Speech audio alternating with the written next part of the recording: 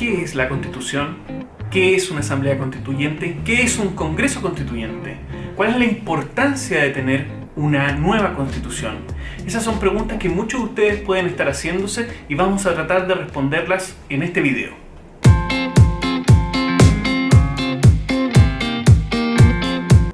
Comencemos con qué es la Constitución. La Constitución, que es este librito que está acá, es nuestra ley fundamental, es una carta magna, ¿ya?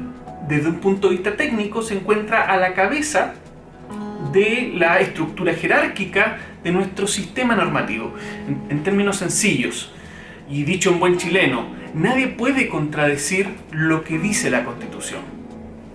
Si una ley o un decreto emitido por el Ejecutivo o por una autoridad municipal o incluso por el mismo Congreso contraviene lo que una constitución política dicta, esta es susceptible, al menos en nuestro derecho, de ser declarada inaplicable o derechamente inconstitucional. Y eso significa que las normas contenidas en esas leyes, en esos decretos, en esos reglamentos, no van a ser obligatorias.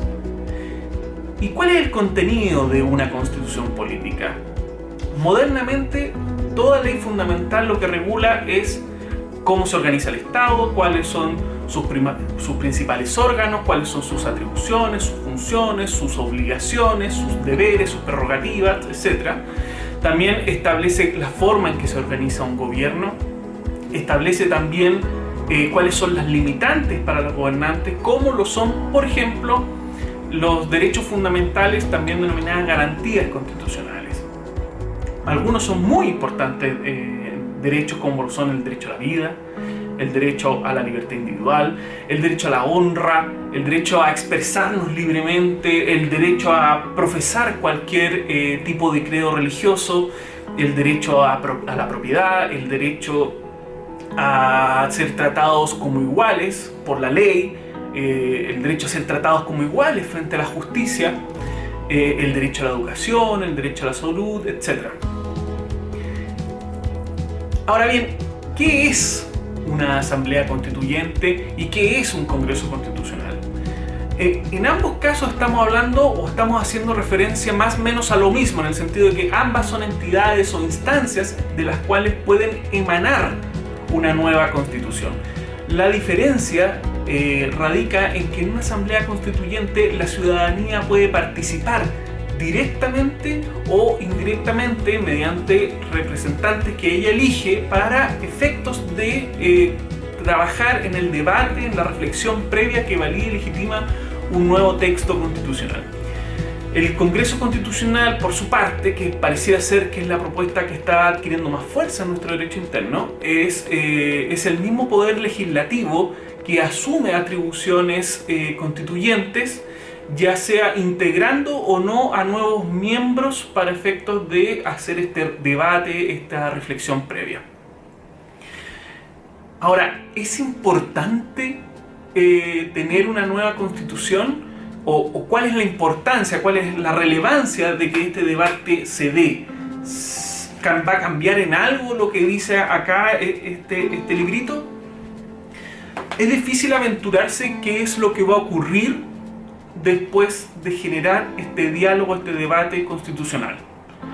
Es probable que muchas cosas que hoy día están en nuestra Constitución varíen, como por ejemplo es muy probable que se aumenten o se reconozcan más derechos o garantías constitucionales que las que actualmente están establecidas en el capítulo 3 de nuestra Constitución.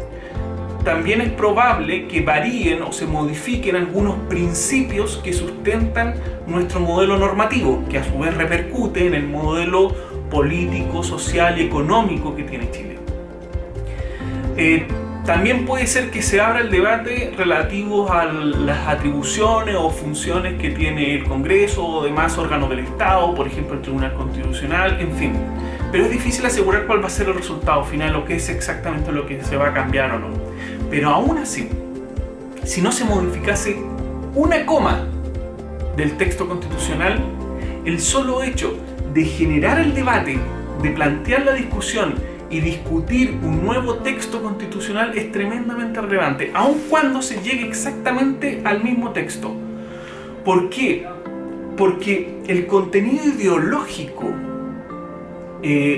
de la Constitución, que repercute en el modelo político, económico, social que tiene nuestro país, no se encuentra solamente en los 129 artículos que componen este texto constitucional, sino que también se encuentran en la reflexión previa que valida y legitima la Constitución. Respecto a ese punto, primero digamos algo. Nuestra Constitución Política de la República de por sí no tiene un origen legítimo, ¿ya? Si bien se construye en 1980 en plena dictadura militar y se hace un plebiscito en que se convoca a la ciudadanía para que apruebe el nuevo texto constitucional, lo cierto es que ese plebiscito, esa convocatoria, no cumplió con ningún estándar democrático moderno, actual. No existía justicia electoral, no existía padrón electoral. Todo el proceso, desde que se abrieron las urnas, se contaron los votos y la publicidad que tuvieron esos resultados, estuvo absolutamente controlado por la Junta Militar. En el contexto histórico en que toda oposición al régimen era perseguida, era torturada, era exiliada, era asesinada. Eso fue un proceso completamente viciado, en el sentido de que ni siquiera se permitía hacer publicidad por medio de los canales públicos, por medio de los medios de comunicación, que estuviese en contra de lo que era el formato oficial del régimen, que era promover la aprobación del texto constitucional. Y es más, para lograr los 2/3 que se necesitaban para darle, entre comillas, cierta validez, no solamente se contabilizaron los votos que votaban favorablemente su aprobación, sino que además tuvieron que echar mano a sumar todos aquellos votos blancos que se habían emitido. Y solo entonces logró el 67% de esa votación. Por lo tanto, los que piden asamblea constituyente, los que están pidiendo un debate sobre una nueva constitución, están poniendo el dedo en la llaga de que este librito no tendría un origen legítimo. En nuestra historia, vale decir, o habría que agregar, que además nunca los textos constitucionales han tenido un origen legítimo, por lo menos en Chile. La Constitución de 1925 o la Constitución de 1833 también son el resultado de dictaduras o de gobiernos autoritarios. Por lo tanto, aquellos que piden asamblea constituyente, los que piden abrir el debate constitucional, lo que están pidiendo es ser parte de esta reflexión. ¿Y por qué quieren ser parte de esta reflexión?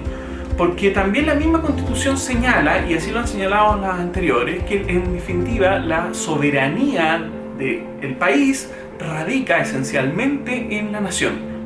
Esto en términos sencillos significa que el pueblo manda. Y por lo tanto, si el pueblo manda, el pueblo debe decidir. Ahora bien, si no se cambiara una coma después de todo el proceso, ¿valdría la pena igualmente haber pasado por tanto? Y la respuesta tiene que ser que sí. Y ello porque el contenido ideológico, como iba diciendo, no solamente se encuentra en el texto que se ha expresado, sino que también se encuentra en la reflexión previa. Voy a tratar de explicarme en sencillo. Sería ridículo sostener o pensar que todas las situaciones que se plantean en la vida, todos los conflictos que pueden suscitarse en la vida, se resuelven en estas paginitas, en estos 129 artículos. Eso no es así. Cada vez que se va a aplicar la Constitución requiere un ejercicio previo que se llama interpretación jurídica. Tiene que haber un intérprete, que es el juez. El juez hace un ejercicio que se llama ejercicio hermenéutico. ¿Y cómo se interpreta un texto legal? No solamente con lo que él expresamente dice. Había una antigua escuela doctrinaria que se llamaba la escuela del exégesis, que decía que los textos legales se independizaban de su autor y por lo tanto el juez podía encontrar el verdadero sentido y alcance de una norma solamente leyendo sus líneas, solamente entendiendo sus conceptos. Pero la verdad es que modernamente eso no es así. Uno de los elementos que se recurre para encontrar ese verdadero sentido y alcance de un texto normativo es recurriendo, entre otros elementos, a algo que se denomina la historia de la ley. ¿Ya?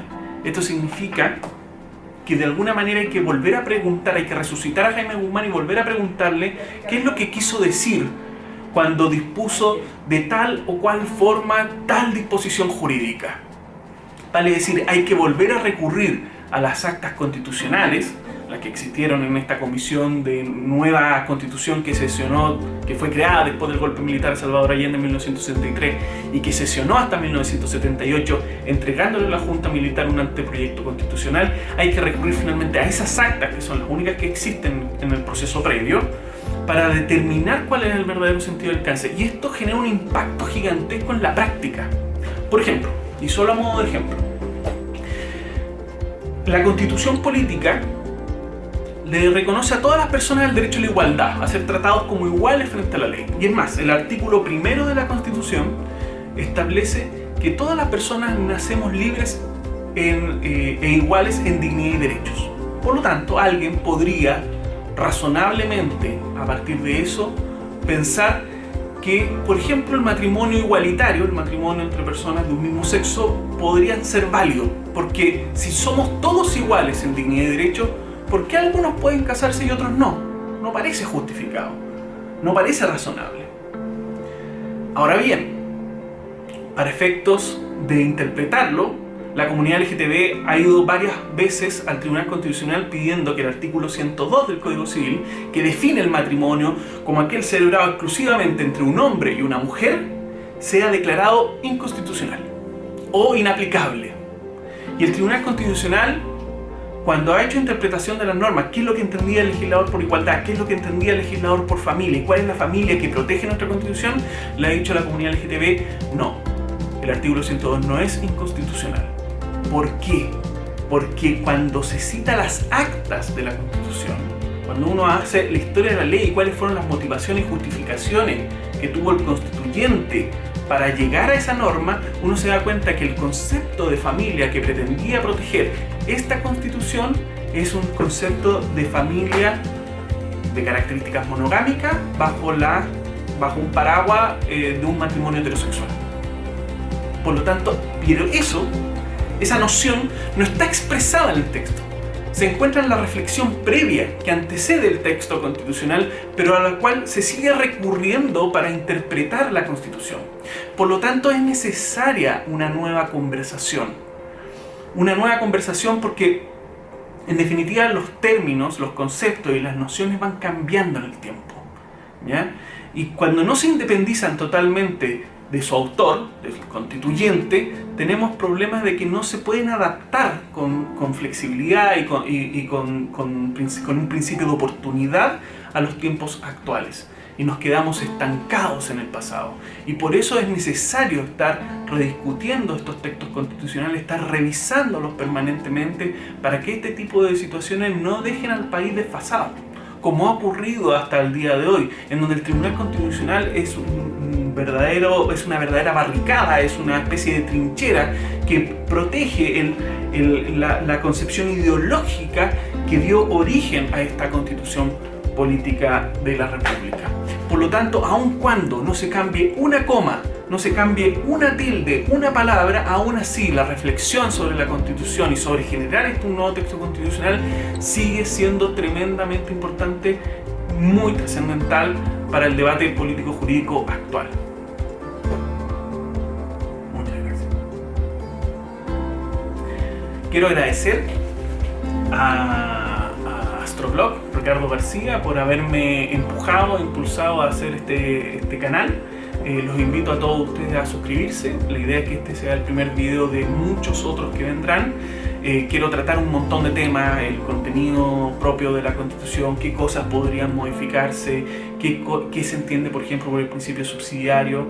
Yo en lo personal soy penalista, así que me gusta mucho hacer análisis respecto a delitos, a las políticas criminales que emplea el Estado, las políticas públicas destinadas a atacar la delincuencia. Así que vamos a intentar hacer videos de ese toque. Sin perjuicio de todo ello, también cualquier sugerencia, comentario, los voy a leer, escríbanme acá abajo. Los invito también a suscribirse a este canal para que reciban cada novedad inmediatamente a su correo electrónico, para que se los notifiquen, y también los invito a compartir este video.